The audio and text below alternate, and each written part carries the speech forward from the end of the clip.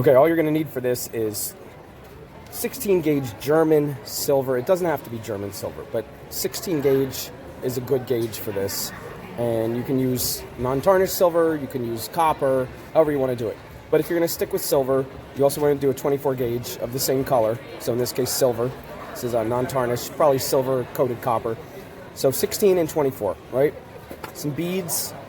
You want some little 4mm beads, 6 of them, and then 2 larger beads, either 6 or 8mm. These are kind of chunks. They're not exactly a round bead shape, but they're somewhere in the neighborhood of 6 to 8mm, and they're about the same size.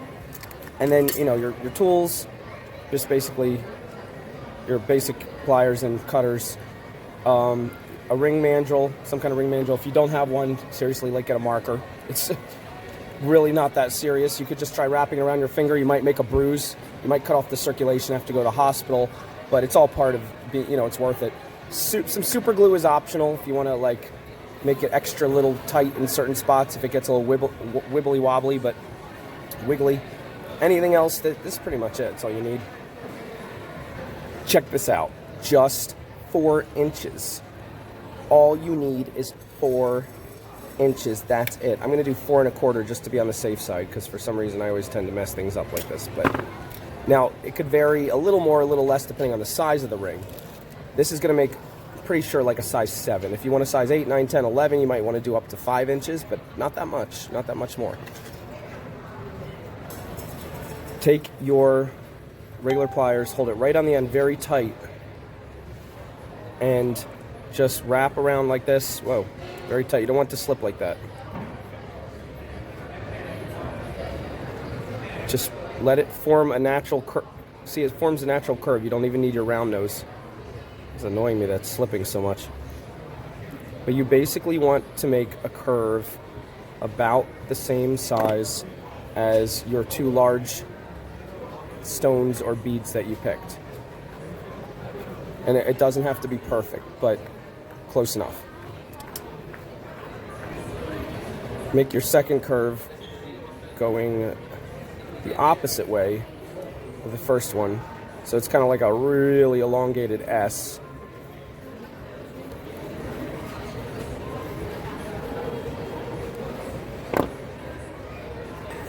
Mess with it a little bit, get it nice and straight and even, but don't go crazy. Just get it pretty good. And then pick your ring size that you want. Wrap it tight. Actually, with German silver, it bounces back, so I'm going to jump down to a 5 first to make my shot, to get start to form this circle. Pressing very tight like that. And then we're going to get up to R7. There we are.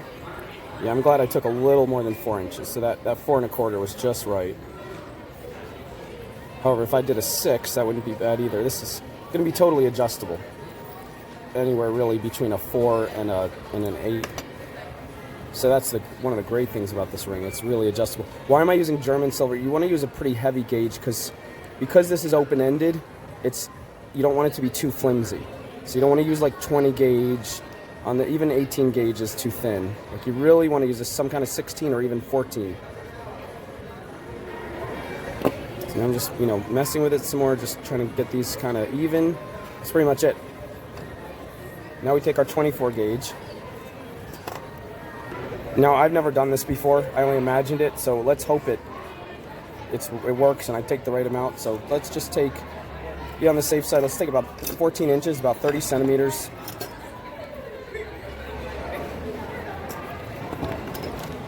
And pick our first stone. Make sure your stones have, these are stones with holes, which is a bead is a word for any kind of anything that has a hole drilled through it that's made to be threaded. So these are stone beads, and we're only going to go through this guy about that much. And give about 2-3 inches on the end, and then go crimp like that. Hold its spot, and stop moving around. There we go. All right. Now we pick one side to put it on.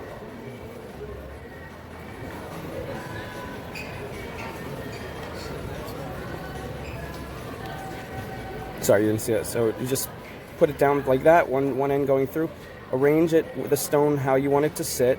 Hold it tight like this, and then take this part and wrap around like this a few times. Get it tight, and then take this side and thread it through here.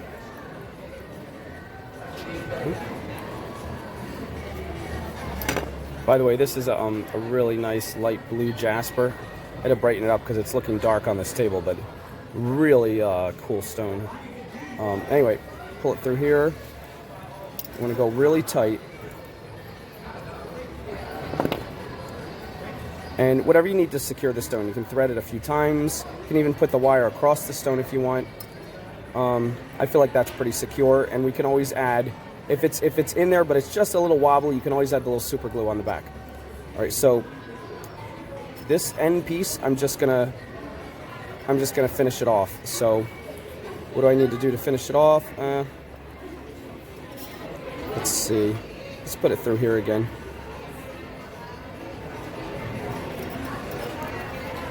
Yeah, with that one move, it really tightened it up. Now I only have like less than an inch left, so it's perfect. Because I'll just make a little curly Q on the end. Just give it a little turn, pinch it, and then turn sideways and just roll it. Just roll it, little tiny rolls into a little curly Q. And then just shove that curly Q flat down underneath the stone. If there's a little bit of wire, you can shove it under. Feel free. You can, if you want to tuck it somewhere where it won't pop back out, you can do that too. All right, now let's come back over here. Now we have the whole length of the rest of this wire to play with.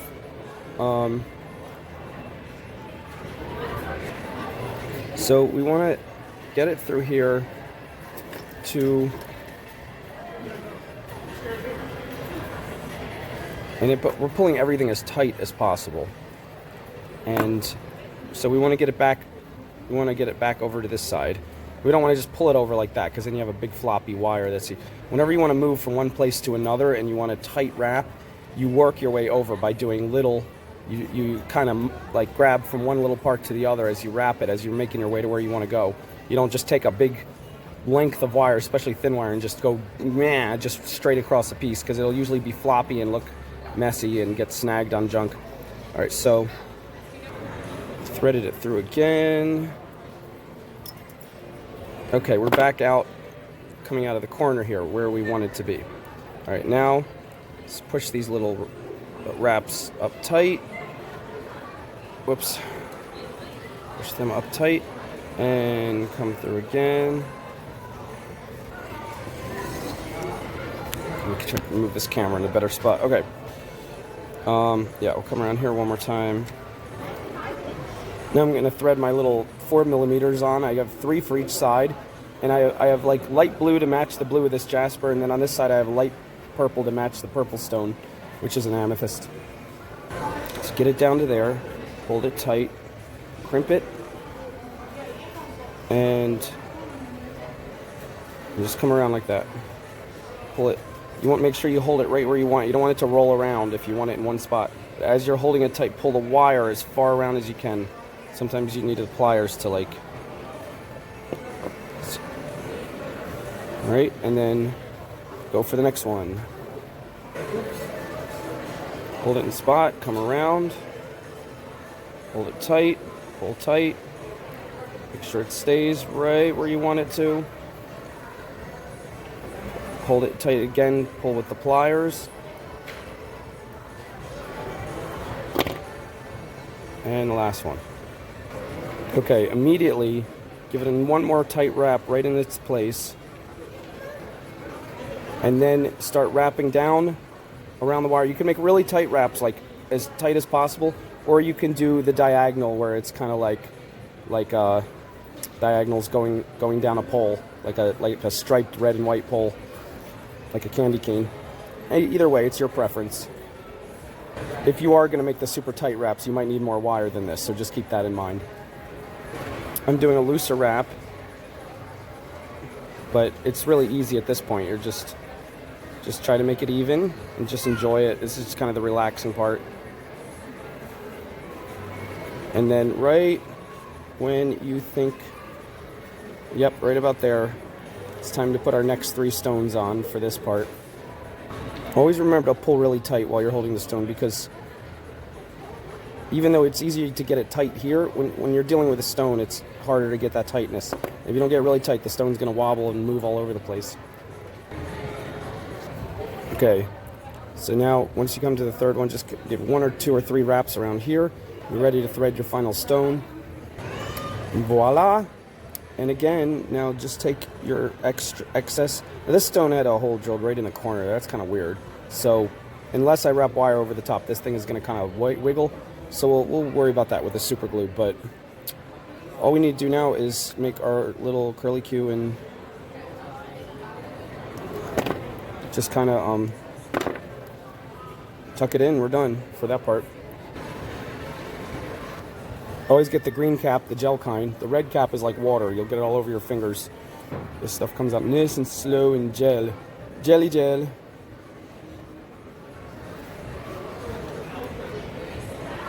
Now, you want it to be thin or it's going to take forever to dry. So, first of all, put the cap on immediately because it'll keep pouring out.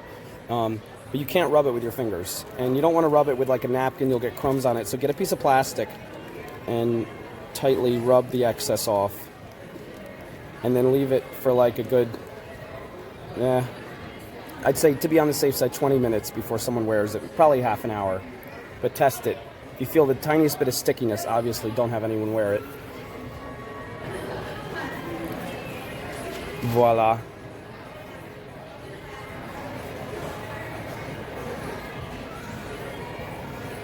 I think this would look cool with even teenier or tinier beads, but I don't have any. These are 4mm, so see what you guys can come up with.